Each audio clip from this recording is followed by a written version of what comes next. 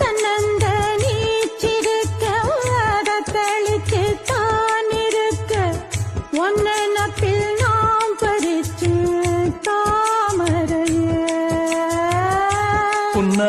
புன்னவனத்தினில பெடக்குயில் கூவையில உன்னுடைய வேதனைய நான் அறிஞ்சேன்.